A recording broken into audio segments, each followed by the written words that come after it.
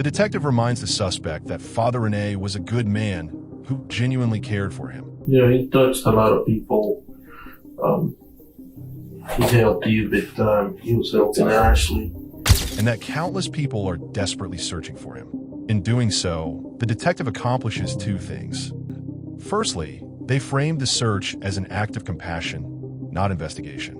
Well, I had tons of people call me trying to find out what happened to this man. Where's this man at? He's always in touch. Every time he goes out trying to tell somebody. Secondly, the detective threw the bait of psychological theory of internal moral dissonance. This theory states that the more morally good the victim appears, the harder it becomes for the suspect to rationalize harming them. On that day, this bait worked impressively, leading suspect to the darkness of the gallows. Do you feel like you betrayed him? Yeah, definitely. But the pertinent questions are, who is this man? What happened on April the 10th, 2016, and how detectives psychologically trap him with a perfect bait. Stephen Murray confessed to murdering Father Rene Robert. Welcome back to my channel. I don't have many followers, but your single comment is a ray of hope for me.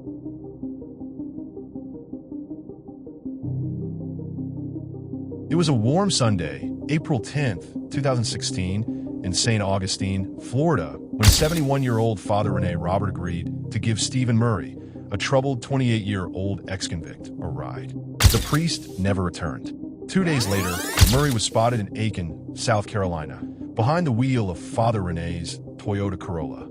Upon suspicion, the cops arrested Stephen Murray and brought him in for the interrogation. And today, we will focus on the psychological elements of this interrogation.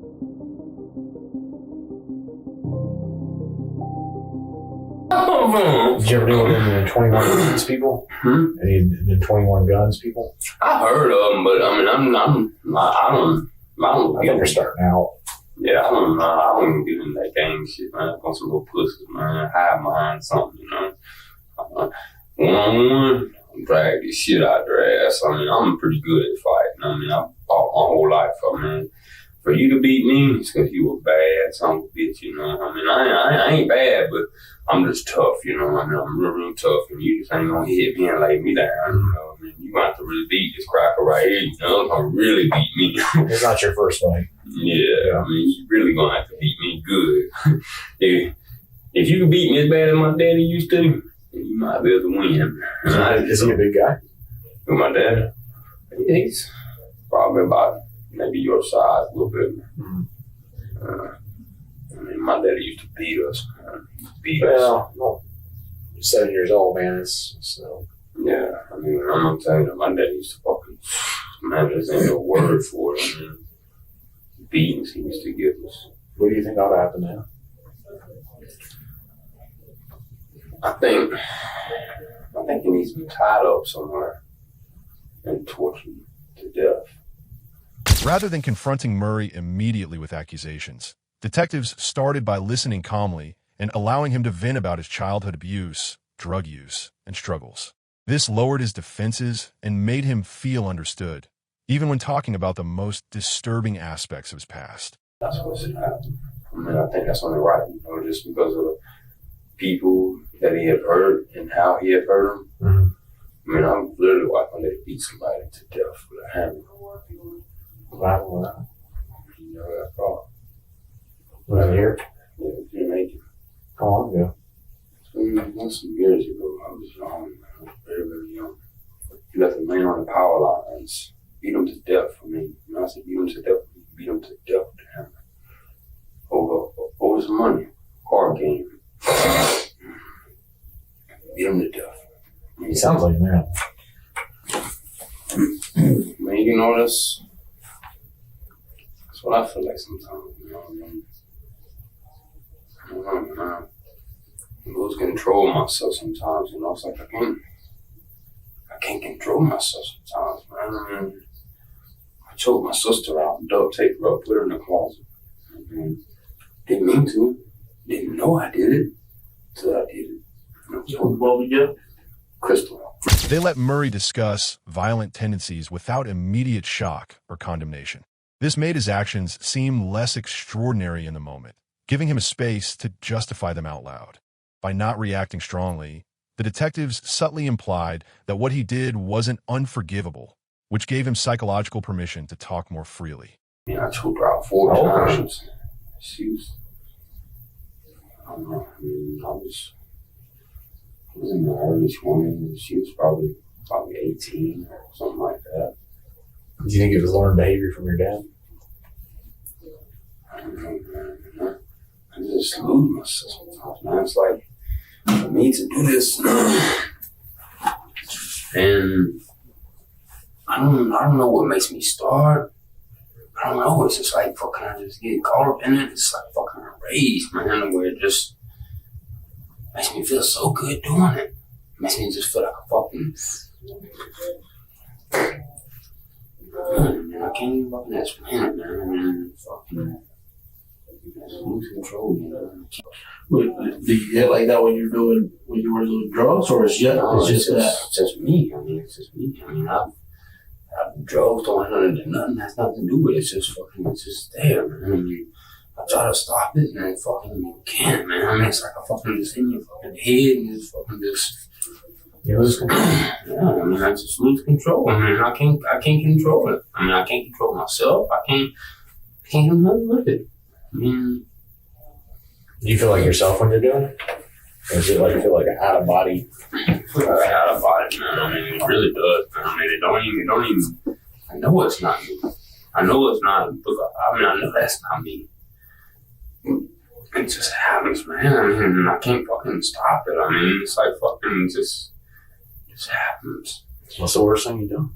Throughout the interview, detectives allowed long pauses.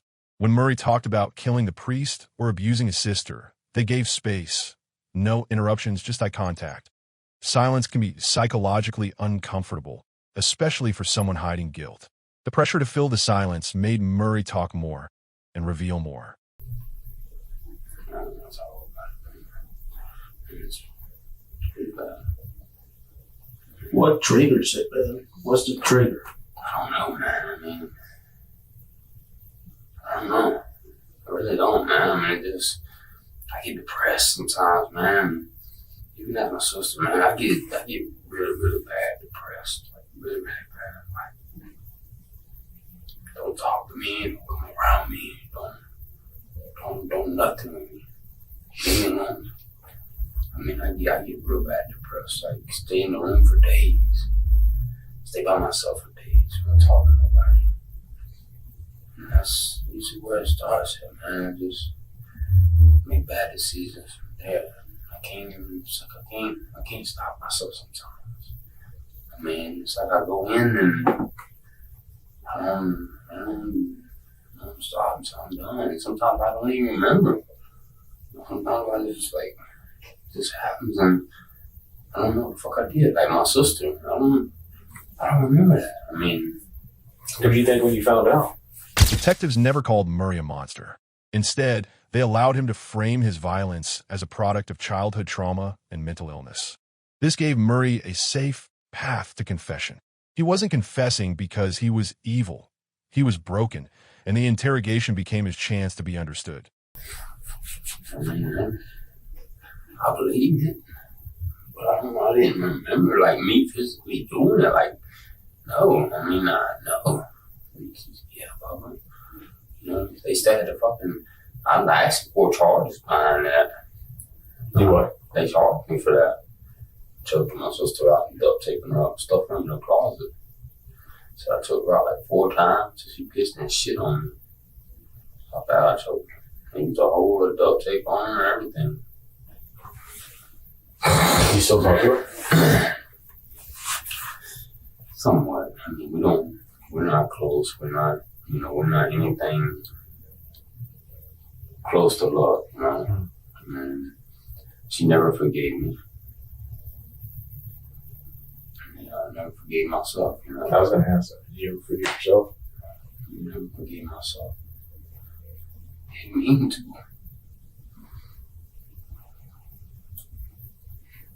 It sounds like you had a terrible life.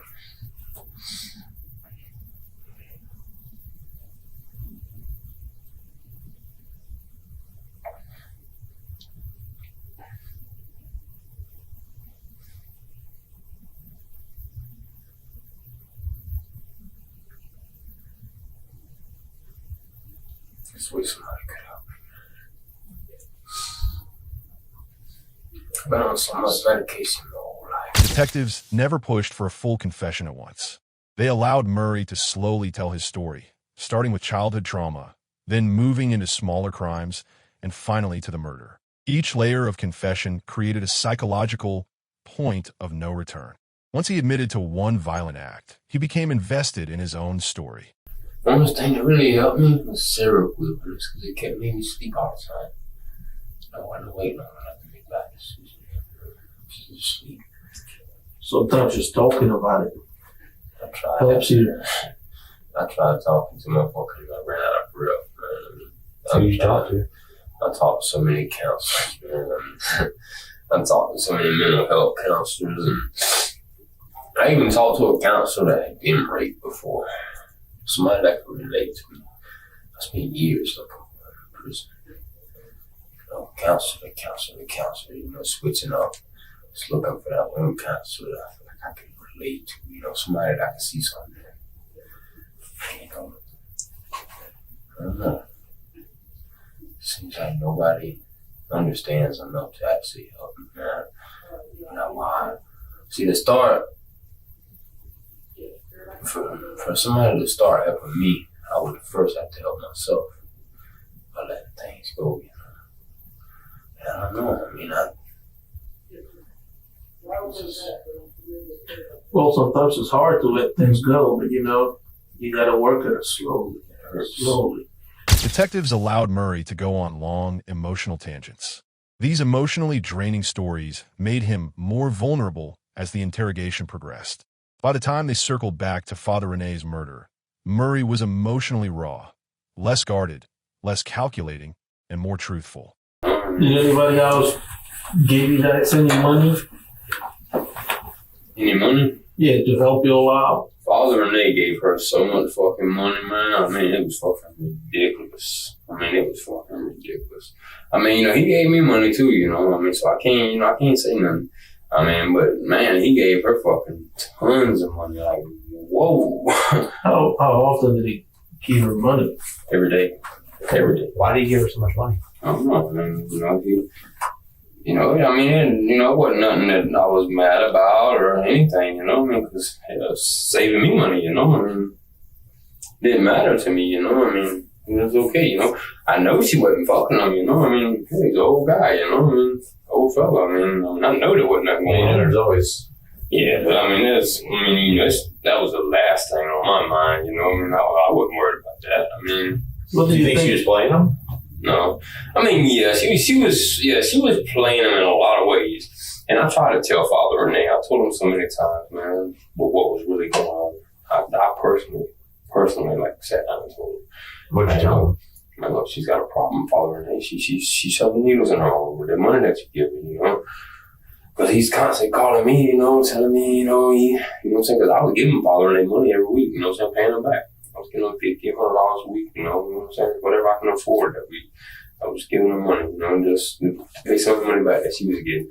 And it never amounted to what he was giving her. He was giving her probably between $200 to $400 a day. How do you afford that?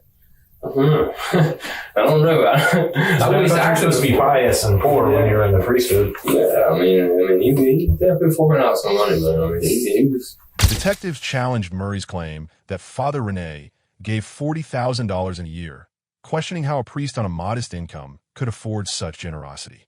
This wasn't just about money. It was about credibility. Murray's answer didn't fit real-world logic, and the detectives knew this would corner him. The more he tried to justify it, the more he exposed his own exaggerations or lies. Can I ask you a question? Did Father Rene kind of stop coming around once you actually went to prison? He never stopped coming around. How did he treat you? Always treat me good. With respect. And, he was always a good man. I mean, he always helped me. I continued to give him money every week. Even though Ashley was gone, I still gave him money. You know, just because I felt like it was the right thing to do because he helped us so much, you know. I mean, he didn't help me, but, he did because he was giving Ashley money, you know, so he did help me. I mean, he took a load off my back, you know. I mean, he took a big load off my back. Was he coming back and forth to Jacksonville or St. Augustine? Every day.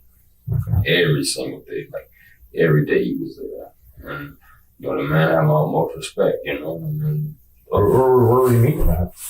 it's meeting. Mm-hmm. He'd come to us. I mean, every day. Were you living in the hotel at the time? I was living in the hotel at that time. I mean, everybody at that hotel knows Father Renee because he's up there so much. I mean, the room, he's usually paid in his name, you know, his credit card. He would give us the card, you know, like most of his cards, I know the numbers to him. I mean, I know a couple of the credit card numbers. I know the credit card numbers he used. Detectives encouraged Murray to paint himself as a helper, someone who respected the priest and wanted to pay him back. As Murray doubled down on his loyalty, detectives introduced questions that clashed with this persona. If you respected him, why did you leave him on the street? The contradiction became psychologically difficult to maintain. I was meeting the dude at the kangaroo right there. Mm-hmm. I didn't know. He fucking called me and told me to meet him somewhere else. So I asked Father Renee if he was staying right here for a minute. You know, Father Renee usually does that. You know, he'll fucking, like, Ashley will fucking drop him off at the Walgreens and stay gone 2 hours and leave him sitting at the Walgreens for 2 hours. Like, I don't know why the fuck this man keeps doing that. You know, like, why the fuck you let this girl do that to you? You know, that's what I kept asking him. You know, why? I told him plenty of times she was on drugs, you know, she was a needle user or fucking shit like that, you know, like, why? You know, he just kept doing it. I mean, we won't argue because it wasn't coming out of my pocket, you know. I know, but still, you know, it was wrong, and that's why I told him, you know, that's why I went to him like a man, you know, and told him what was really going on, you know. I mean, it wasn't like I had a problem shoving needles in my arm and stuff. I mean, you know, it wasn't mine. When you were confronting him about it? What, confirm about what? About him giving all that money to Ashley? Never confirmed. I mean, I never had a problem with it. I mean, yeah, you helping me out. I mean, you know, you just took a load off my back. You know, that fucking $300 you gave her today, you know, helped me out because I didn't have to come off of it, you know. I mean, I've never complained about it. I mean, and, you know, it never was an issue to me that he was giving her money. I mean, you know, so it never was a bad thing for me. I mean, I've always looked at it as a good thing because, I mean, you know, it helped us out. I mean, even though, I was doing all right. I mean, I wasn't doing bad. I mean, I wasn't. Even when I was doing bad, I still had a couple hundred in my pocket. Mm-hmm. And I kept that, you know, because I had a standard, you know. I wasn't going no less than a couple hundred in my wallet. Mm-hmm. I mean, you can forget that, you know. I mean, I'm not going past that. Like, she would try to get me to fucking spin. Oh, come on, let's just, you know. I was like, no, I can't do it, you know. I got to, because, you know, I'm not going to go to work and climb trees all week broke. You know, when it's lunchtime, you know, I'm going to buy me something to eat. When I'm thirsty, I'm going to buy me something to drink. There's no habit strong enough to make me you work for it, you earn it. That's right. I mean, what happened out with Shapey? I dropped him off, and I never came back. I mean, I ended up doing drugs, mm-hmm. and I never came back and got him. And that's how I got his car. I mean, I never came back and got him. I just started doing drugs, man. And about what time did you drop him off? It's probably 9 or so. At night? Yeah. On Sunday? I'm not sure which day it was. It's probably, it was late, and I'm not sure what day it was. Detectives repeatedly circled back to Murray's timeline. When he picked the priest up, when he dropped him off, what day it was, what time. Murray couldn't keep the timeline consistent. His vague answers, I think it was late, I'm not sure what day it was, stood out. The more they asked, the more his uncertainty grew, signaling deception. I just fucking rolled around there without the scared. I mean, I know that I was in trouble. I know that I should have taken his car back. And I know that I was wrong. I was dead ass wrong for doing that. And I felt bad, but I knew that it was too late, you know. I mean, it was too late to turn back or try to make anything, you know what I'm saying? But it was too late. I mean, I should have did that. I know that I was wrong. I don't understand why you would think just stealing a car is so wrong to go down the kind of things that you said to your sister, or the kind of things that you said to him and stuff like that. Well, there's more to it. Well, because I was at that point of just being done with everything, man. You know, I know that you stolen cars before, so I mean, it's just, a property crime. I ain't stole a car from somebody that has helped me out so much, and somebody that trusted in me so much. somebody that would do anything for me. And I just failed them. I just let them down. That's why it meant so much to me, because this person has did anything for me. And this person has helped me out to the extent where nobody else would. I could call this person and say, hey, I need $200 for the name. Where do you think he is right now? I don't know.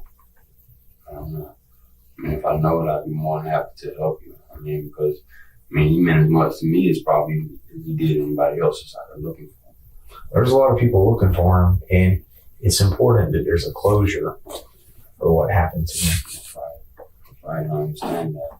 I mean, if I had any help for you, I'd be more than happy to help you. You're the last person I saw him, and I think you can help me. I mean, I can't. I mean, so if you're going to keep on trying to dig at me, then we ain't got nothing to talk about. I mean, I told you what I had to tell you. I mean, digging's not going to get you nowhere. It's just going to put you in a hole. Mm-hmm. Because you're going to dig yourself in a hole and you're not going to be able to see me no more to ask questions. I mean, that's just it. What do you mean? I mean, you ain't getting nowhere. That's what I'm telling you, because that's it. That's what happened. Detectives allowed Murray to push back. You ain't getting nowhere. You digging yourself in a hole without escalating the conflict.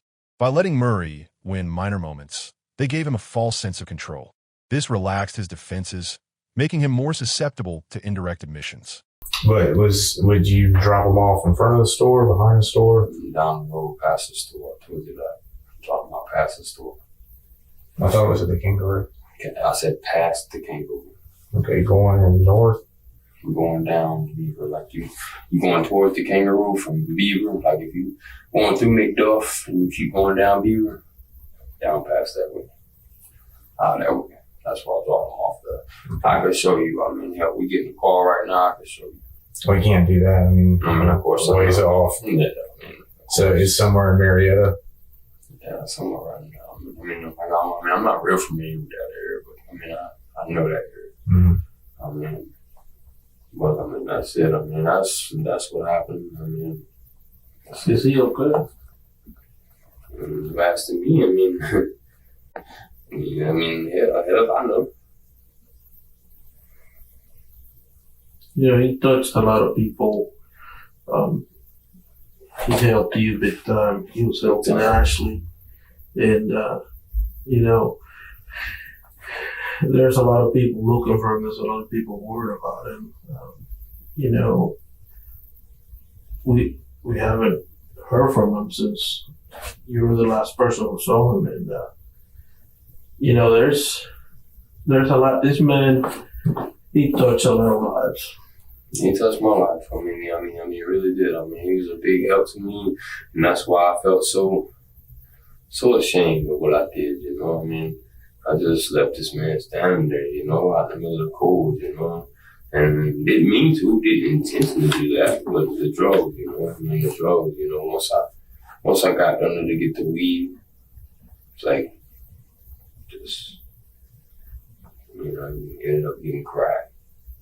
Didn't mean to, didn't want to, but I did, and got stuck, the crack got me stuck. It just made me just real paranoid, and I was fucking this. Detectives repeatedly reminded Murray of Father Renee's kindness. He helped you big time. A lot of people are worried about him. Murray began using words like, I failed him, and I let him down. Signals that the guilt framing was effective. It humanized the victim and made Murray view his actions as a betrayal of trust rather than just a crime. Stuck right there in that one spot, and I didn't realize it. So I was coming down like 5:30, 6 o'clock that morning. I was like, oh shit, what the fuck I Did you ask him for money? I have a few times, but no, not that night. No, not Did he give you anything? Did he give you any money? That night? No, he didn't give me no money that night. No. But he has given me money before, to help me out. When I first got out of jail for that driving, he gave me, I think, 45 Western Union, Western Union. Matter of fact, you go look at the Western Union records, and see where he is. Yeah, I know that he's given you money before. Yeah, he has. A couple times. He's Western Union money in my name. Ashley's like, golly, if you go look at the Western Union on hers, you probably see about $40,000, $50,000 worth of Western Unions. I just don't understand how he had so much money. How long he went to visit you every day, you said earlier? Yeah, he was around about every day, man. I mean, about every day. So I didn't mind, you know. I mean, hell, we go out to eat. You know what I'm saying? We talk, you know. He come over. Me and Ashley's actually fucking, like, pretty much fist fought in front of him. I mean, like, with him sitting right there, I mean, she slapped the shit out of me with him sitting right there. I mean, How would you feel if something happened to him where you dropped him off at? I feel real bad. Real bad, man. Like, real bad. If we wanted to find him dead or alive to bring him some closure to the people that are looking, where would we look? I would help you. I mean, I would show you where I dropped him off at. I told you that. I would show you. What was he wearing last time you saw him? I ain't asking a lot now. I mean, Detectives asked Murray for highly specific memories. The priest's clothing, exact locations, and directions. These weren't casual inquiries. They were psychological traps. Guilty suspects struggle with specifics.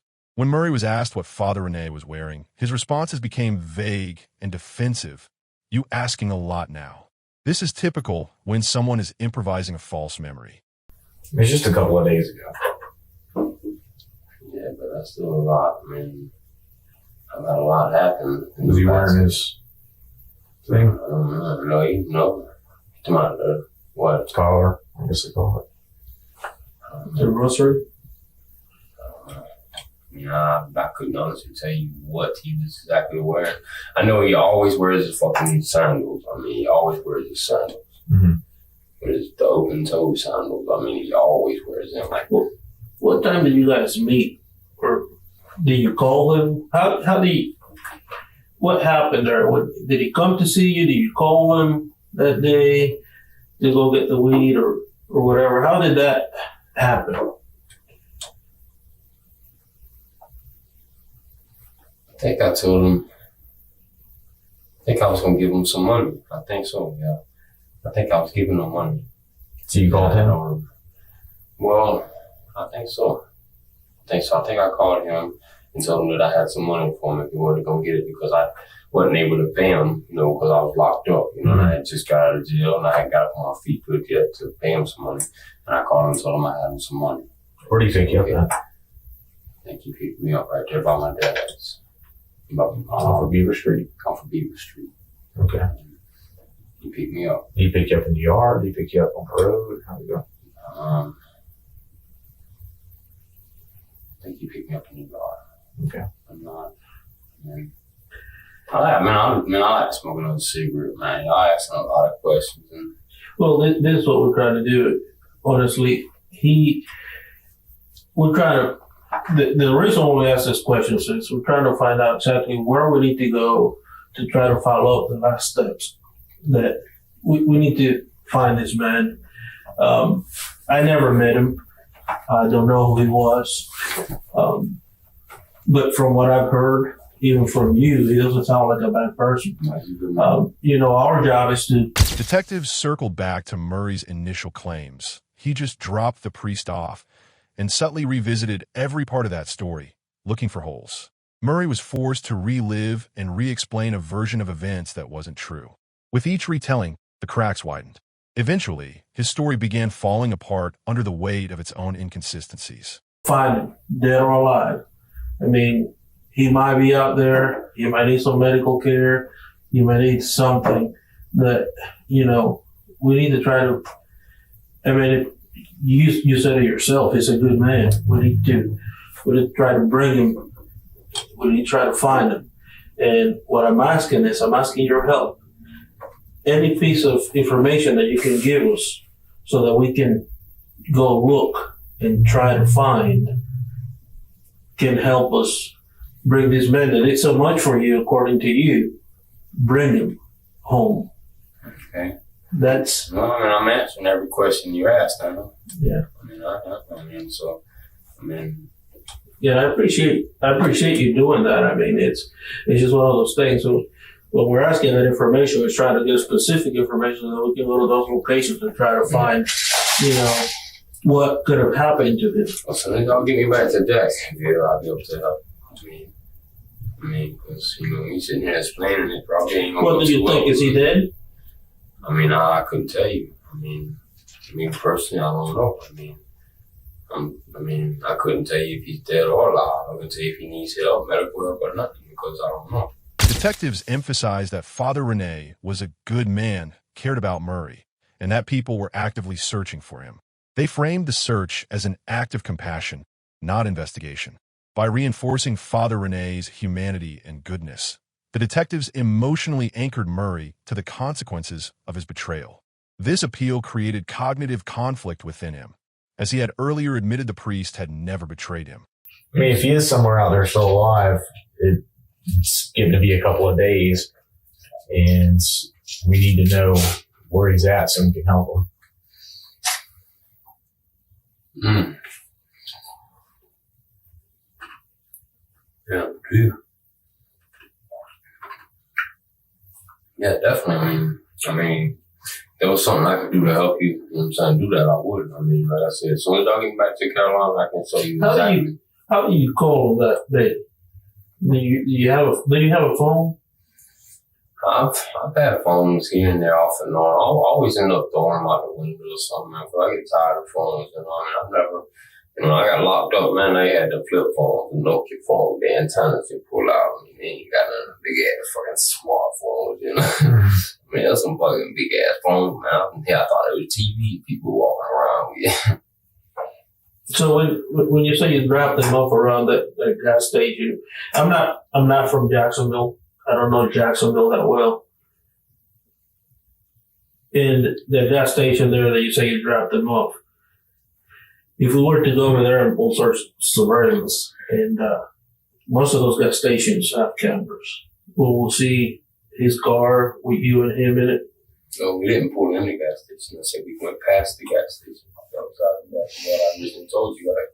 We went past the kangaroo. Okay. So, far past that. It's all the details. I mean, I would have to show you. I mean, you know, I'm not. Is there any line marks or anything? I'm not sure. If you looked at a map, would you be able to kind of tell? It was dark outside, so I mean, you know, if I was gonna give you an accurate, like I would actually have to be riding in the car. What do you think that happened to him? I mean, you just asked that, and I just gave you an answer. You know, you asking the same questions, expecting a different answer. You know, that's the definition of insanity.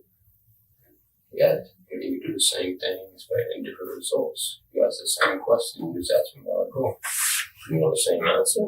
No, the first time I asked you, we were joking about. I said that we wanted to bring him back if it was alive. You said, "What do you think? Dead or alive? You think he's okay?" Well, I said, I don't know. You guess I want to go to. You got any of this property? I think I do. What do you got? And credit card. How'd you get those? It was in the car. Okay. Anything else? Just whatever was in the car. I mean, it was in the car. Yeah. I mean, Is everything that you had in the car still in the car? I don't think I threw anything away.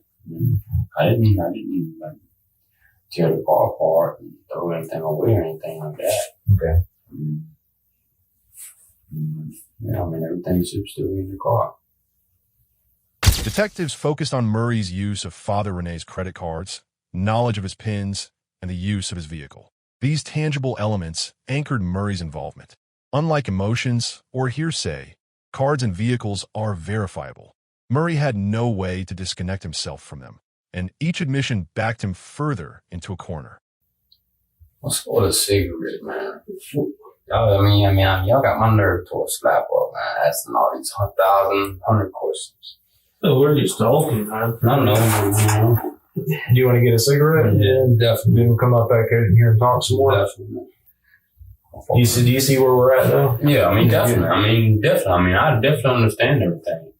You know, I'm not blaming y'all or saying y'all wrong or anything, because, you know, you're exactly right. You know, bringing the man back home would be the ideal thing to do, you know. I mean, I'm sorry. I'm sorry that I did what I did, you know. I mean, it is what it is, you know. And that's, you know, I mean, I felt bad about it. I did. I mean, that was a terrible thing for me to do, and I know I shouldn't have did it. And But, you know, like I say, sometimes, you know, we all make bad decisions, and that was just happening to be one of them, you know. Did you think you could go downstairs, go get and come back? Can I smoke 2 at a time? No, about that. They don't want to make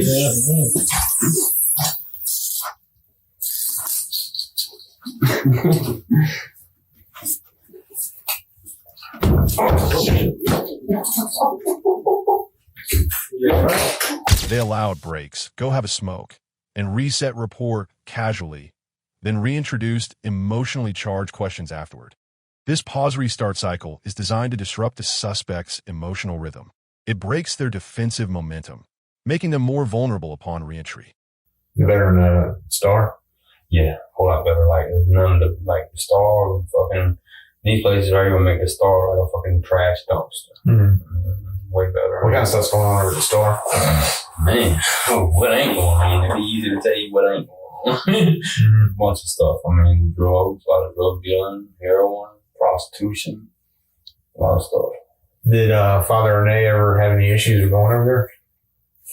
No, I mean, he would have never had no issue anyways, because I'd have beat anything that had an issue with him, you know. I'd have heard anything that stepped in the way of Father Rene. I mean, I'd have heard anything. I mean, anybody that gave him a problem, I would hurt. I would destroy.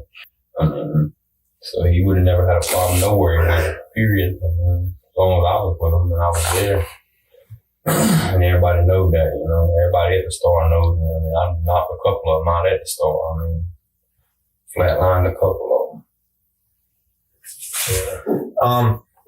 You know, you said you and Father Rene went to the Kangaroo. Yeah, I didn't say that. I said we went past Kangaroo. Okay.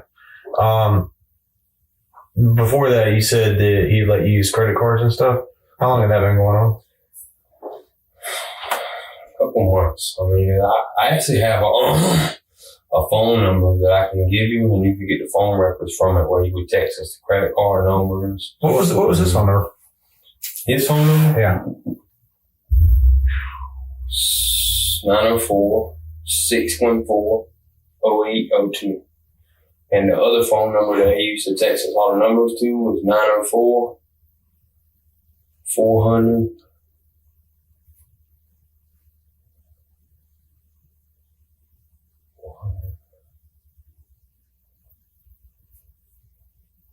Man, you probably have to call my sister and get it. If you give her the first couple of digits, Bobby Jean. yeah, just tell her it was the 400, the Galaxy number. And all the records is on there, where he would text us the credit card numbers, the amount that we could spend and stuff like that, you know. I mean, all that's on there. I mean, I actually threw that phone out the window because me and her was arguing. But she kept erasing stuff, you know. I would catch her erasing stuff, you know. And I already told her, you know, I said, you don't have to hide nothing from me. You know, you can be honest with me. I'm just that type of person.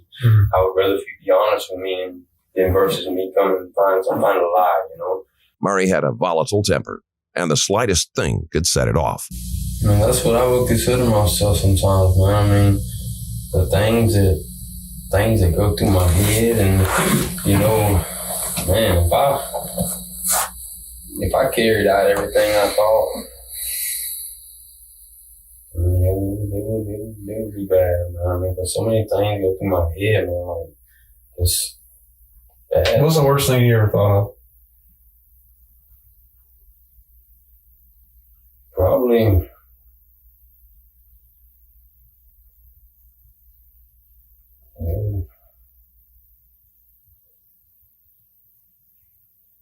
don't know, man. I thought of so many bad things, you know. I mean, I don't know. I'm tired, man. I mean, Do you ever think about killing somebody? no, I mean, I don't I just want to kill somebody just to kill them, you know, especially not somebody I love, you know, somebody that's there for me, somebody that's, you know what I'm saying, going to help me. I mean, I wouldn't. Detectives gradually scaled the questioning from general to specific. Do you think he's okay? Where do you think he is? Did you go back to look for him? This pattern made it harder for Murray to maintain one consistent lie. He began expressing remorse, then justified his actions with drug use, slowly inching closer to admitting fault. I wouldn't kill them because that would be biting the hand that feeds me, you know. Did you love Father Rene? I had a lot of love and respect for Father Rene. I mean, a lot. I mean, because he was there when my sister wasn't. You know, when I could call my sister and she would tell me, no, Bubba, you know, I can't. You know, like I got out of jail this time and I called my sister. And she was who I can depend on, you know. And I was down. I mean, I was where I didn't want to be, you know. I was depressed. I was real bad down. And I asked her, you know, can you help me? You know, she said, I can't do that, boy. I can't help you. And I called Father Rene. Father Rene said, go pick up a Western Union, or I'm going to bring you some money. I'm on my way right now. Mm-hmm. And of course, I had a lot of love for Father Rene. I mean, They asked subtle, seemingly unrelated questions like, did you love Father Rene? Or do you think Catholic priests are capable of bad things?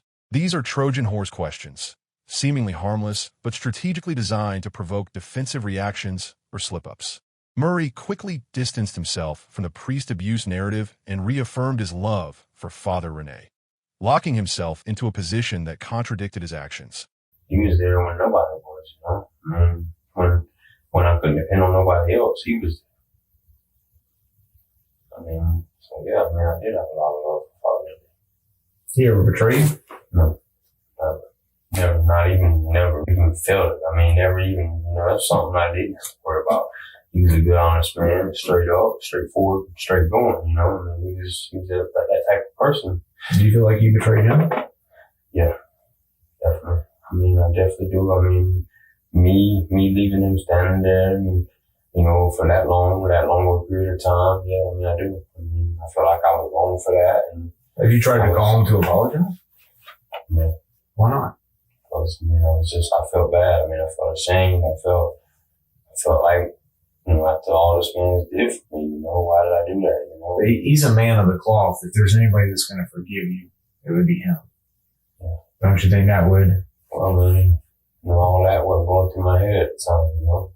I mean, I wasn't thinking of that. I mean, that's not something that was on the top of my list of thinking, you know? But you had a couple of days to think about it. A couple of days, yeah. Did you ever go back out to that area to look for him? I went back down that way, but he wasn't there, so. And, but I was scared, you know? I mean, I know he probably called the police on me, and You never did. never did. I mean, but I was thinking in my head, you know, I mean, this man's gonna report his car stolen, and like, I was just. Did you think the car was stolen? Rather than asking, did Ashley pressure you, or were you angry at someone else? They framed the conversation around Murray's choices. Why did you leave him? And why didn't you call him back? It removed external scapegoats. With nowhere to project blame, Murray had to acknowledge his internal role in the betrayal. His justifications, I was ashamed, I was on drugs, are signs of internal attribution. He's owning his behavior, even if reluctantly. I thought the car was stolen from the whole get-go, you know? I mean, you know, Is that why you took off? I didn't take off. I mean, When you took off? I mean, I came to South Carolina. I mean, that was it. What day did you come to South Carolina? I don't know. I mean, I let a dope dealer borrow the car for some drugs, and I got it back from him. I'm not sure. I can't even give you an exact date. But Where'd you meet the drug dealer? Store on Canal. Which one? All the way down at the end, yellow, orange looking store after you left, right across the road from Yulee Street. Julian Canal? Yeah, Yulee Canal. What was his name? They call him Mike, Big Mike, or something like that. I ain't sure. What do you look like? Big, ugly, What kind of hair do you got? dreads. Long or short? It's hard to judge because he kind of keeps them up a lot of the times. What was he wearing that day? I'm not sure. I mean, I don't just kind of try to remember what everybody wears, you know? Yeah, what time of day was it? I'm not sure. I was probably on drugs and mine somewhere else, that's not something that I keep up with. But I did, rent the car out for drugs, and it wasn't my car, but I figured it was already reported stolen, so what could it hurt me, What did he give you for it? They give me 80. 80 hard? How much crack you been smoking? Like when? Like, since all this stuff started happening. I'm butts. It wasn't like I've been out there for days smoking crack or anything. It wasn't.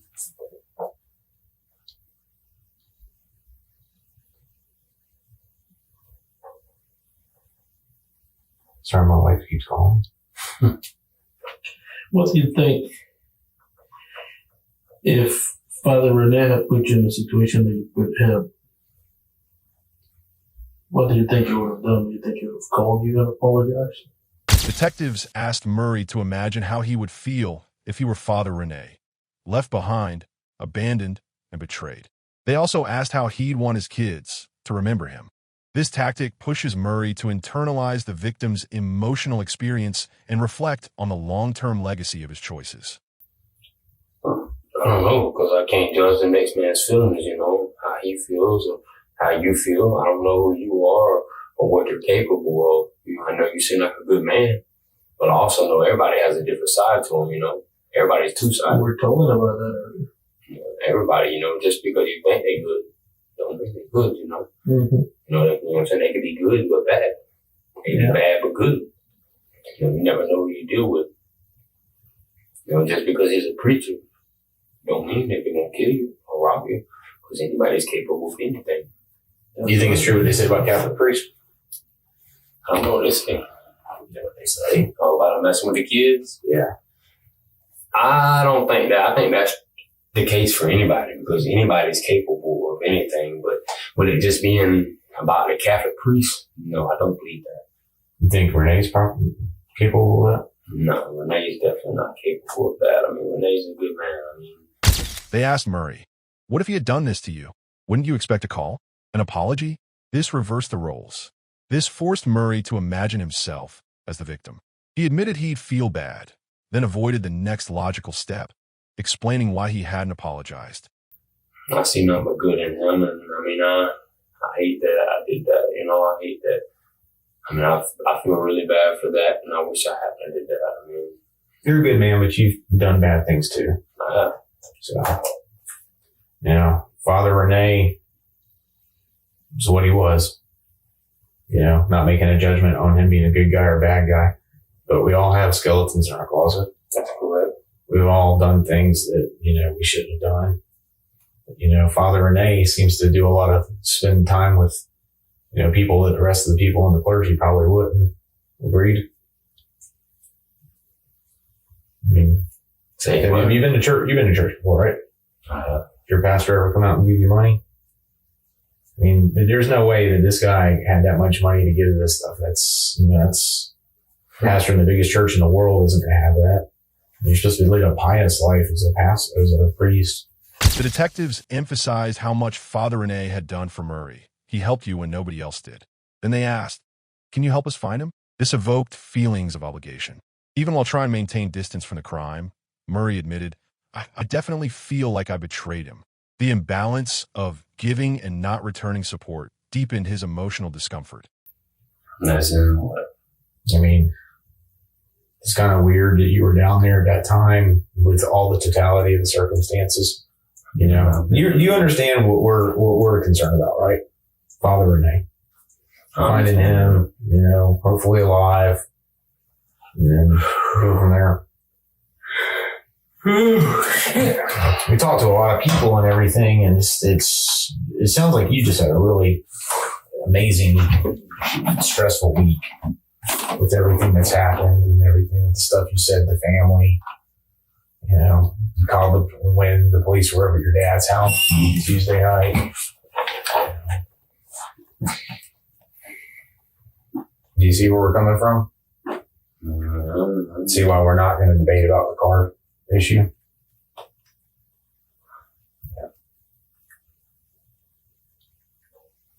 there's got to be a reasonable explanation for everything. You know, mistakes happen, bad things have happened, good things happen. But like you said, sometimes you're not in your right mind. And if that's the case, then we can deal with it. You know, it's what it is. You know, like we were talking about earlier, man, people do good things, people do bad things, but when it's time, the best people To do the right thing this time, you know. And I mean, what I want to do, y'all want to do the wrong thing and tell y'all a lie. I mean, is that what y'all want to hear? I'm going to tell y'all a lie. I don't want to hear no lie. I want you to tell the truth. You know, I've been telling all the truth, but then y'all ask me the same questions over and over again, expecting a different answer. Well, that's the things that we don't think you're being truthful about. But I mean, it's opinions, you know. Opinions like assholes. Everybody's got one, you know. That's true. Yeah. Everybody does have an opinion, you know, and I can't fault you for having an opinion or a title or whatever, you know, but I told you what I need to tell you, and if I won't continue to ask the same questions, then I don't think there's nothing else we need to talk about. Well, we're not asking the same questions, but let me tell you this. If you were sitting on this seat and I was sitting on that seat, and you have me, Father Rene, you told us earlier today that you called him on Sunday so he can give you a ride to buy some drugs. Okay, I can't say exactly what day it was. I didn't say Sunday. I called him and told him that I had some money for him because Detectives placed Murray in a no-win situation. If he kept lying, he'd be remembered as heartless. If he confessed, he'd be remembered for doing the right thing. This forced Murray into a psychological double bind. Either decision exposed him, but one at least preserved a shred of dignity. I missed a couple weeks because I was locked up. Yeah. And I did a little work and I got a little money and I called him and told him, I got some money for you, you know. I mean, I can't tell you exactly what day it was because I don't know. I don't keep up with it. Well, you know, you have his car. That's the same car that you crashed over here. That's the same car that St. Joe's County Sheriff's Office chased you. And you told one of the officers. They didn't chase me. Well, you spoke to one of the JSO officers after the fact, and you told them that you had the police chasing you, and it was about 12 cars. Okay, so you said that to him. So you have his car. We haven't heard or seen him since. How does that look? I understand. How does that look? But just because something looks some way, you know what I mean? Yeah, and that's what we're trying to do. It doesn't look good. That's what I'm trying to tell you. It does not look good. This man is missing. He's probably up there. Maybe you're telling the truth and telling that he was dropped off over there and that he walked in the woods and something happened to him out there. But I don't think that's accurate because this man, he has a cell phone. Okay? If you left him out there, he could have called the police, he could have called somebody, but he didn't call nobody. You see what I mean? So there's a lot of things here that are not adding up. If you have a phone and I take you out in the middle of nowhere, out there on White Road, and I drop you off, what are you going to do? I mean, if I'm sitting there waiting on you and you never show back up, I'm probably going to find some other way out. I mean, yeah. What are you probably going to do? I'm probably going to call somebody to come get me. Mm-hmm. So, right. Bobby wants to talk to you. What's up, girl? Hey, boy, let's do it. I'm sitting here talking to the investigators. Detectives introduced Murray's sister into the conversation, using her concern and emotional connection to apply pressure without confrontation. This circumvented Murray's resistance to authority and replaced it with emotional vulnerability. His sister's plea personalized the stakes, making his silence feel like a betrayal not just of Father Rene, but of her too. Okay. You got your family, you got Bodie Jean that cares a lot for you. There's a lot of stuff that, we do at times that we're not proud of, that we don't really want to talk about, that you don't want anybody to know. You don't want people to think something that you're not. there's a lot of things that we have to think about. And those things, sometimes you just gotta face it. It doesn't matter how scary it is. It doesn't matter how bad it is. Sometimes you just gotta face it. That's reality. You can't change that. You cannot change who you are. I cannot change who I am. But there are those people in this world that try to do good things. I don't know if Father Rene, from what he told me, looks like he was one of those people. Yeah, it's a good man. Yeah. Good man. I never know. I never met the guy. We're just out here trying to find him, dead or alive. We're trying to make him back. You know? I understand. So, you know, sometimes people respect you when you do the right thing.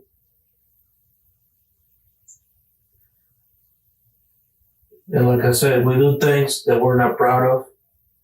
Okay. You feel bad because you're driving his car. I'm pretty sure you're not proud of that. Are you? No, I'm very You have kids. What do you want your kids to know when they grow up and try to find out who their father is? You know they're going to find out. You know all they have to do is Google it. They have their last name, don't they? Right? So you sign the date of birth, right? That's right. Okay. So you know what they're going to do when they grow up? They're going to Google that crap. And they're going to see Stephen Murray, my dad. Okay.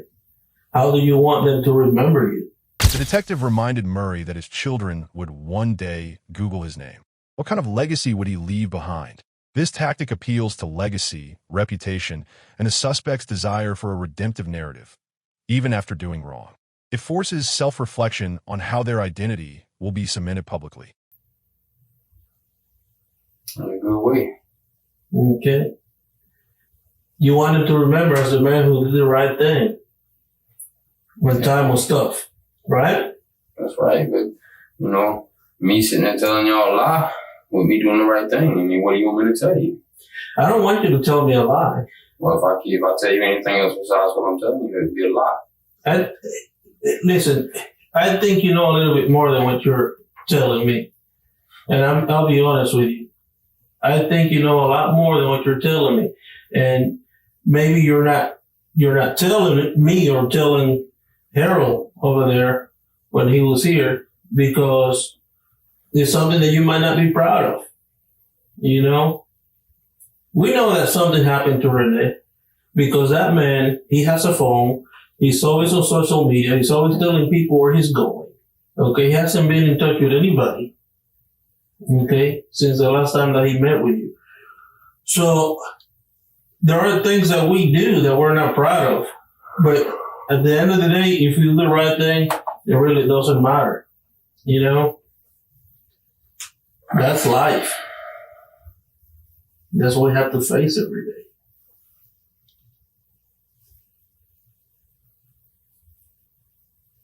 That is life. I know something happened to him. And it was probably something bad, wouldn't you agree? I mean, he could be alive and well somewhere right now. He could be on vacation, for all I know.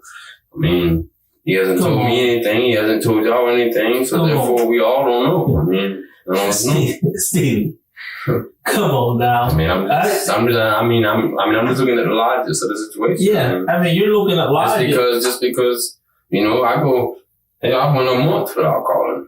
I've been years without calling. I've been a year without getting calls. I mean, but does that mean that, I mean, yes, something But that's not the man Father Rene is. I tell you right now.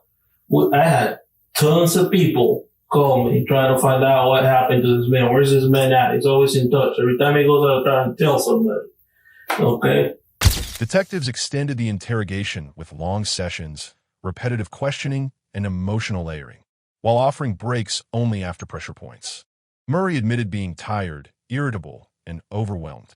In this state, suspects lose focus, struggle to maintain lies, and often confess or reveal key truths out of mental exhaustion. Anything in addition to that, you know, if you want me to tell you anything other than that, it would be a lie. Okay. So you take that and you sleep on it, eat on it, whatever you gotta do. I mean, you know, y'all sitting here pushing and getting me nowhere. I mean, I want to push I'm not back pushing to the you, bed. man. I'm not pushing you. I'm just telling you how things are. You know, I'm not pushing you by no means. I'm not trying to push you. I respect you as a man. I respect what you've told me. Okay? I hope that I'm treating you with respect, the respect that you expected. Okay, when your sister gave you my number and you called, okay, I respected that. Nah, you know what I'm saying? I wanted to see what was going on. You know, they told me that Father Renee was missing, and you know, y'all just thinking I had something to do with it. So I said, "Yeah, you just admitted here a few minutes ago you were the last person to see him. You have his car. I didn't say I was the last person to see him because You have when I his dropped car. him off, I mean, you know, there ain't no telling. Nobody else called us and said there's a priest walking around here. I think it's been a long day for all of us. Let's just Toward the end, detectives began suggesting that something bad probably happened, but left open a path for Murray to say it was an accident, a panic, or a mistake. This gave Murray psychological permission to confess while still preserving a narrative that minimized intent.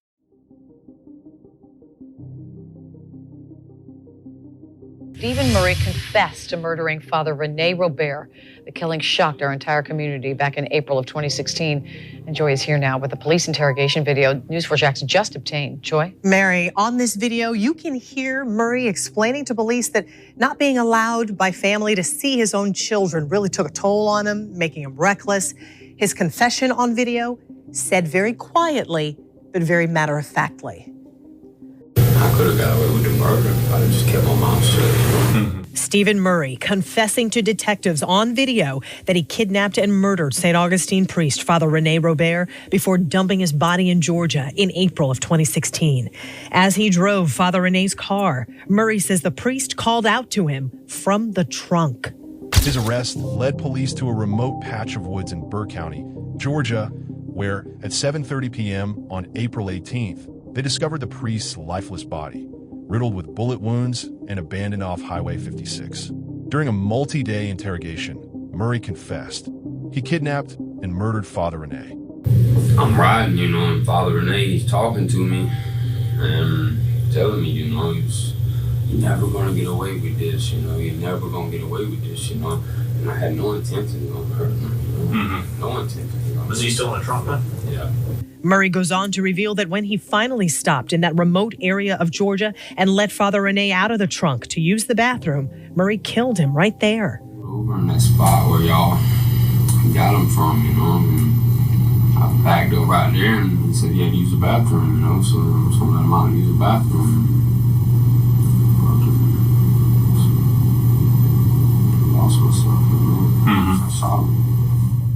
Murray even tells detectives how and why he should pay for his crime. I don't make sense of this, you know, but you can't. You know, the damage is done, and I just really hope y'all kill me for it, you know what I mean? In court, Stephen Murray pleaded guilty to the murder and was sentenced to life in prison without parole. Father Rene had signed a declaration back in 1995 asking if he were ever killed, that his murder not receive the death penalty. Stephen Murray was sentenced to life in prison without the possibility of parole after pleading guilty to the kidnapping and murder of Father Rene Robert. The sentencing took place on October 18, 2017, and though prosecutors initially sought the death penalty, they agreed to the plea deal, honoring Father Rene's declaration of life, in which he requested his killer not be executed. The presiding judge specifically noted that Murray would have faced the death penalty if not for the priest's own wishes.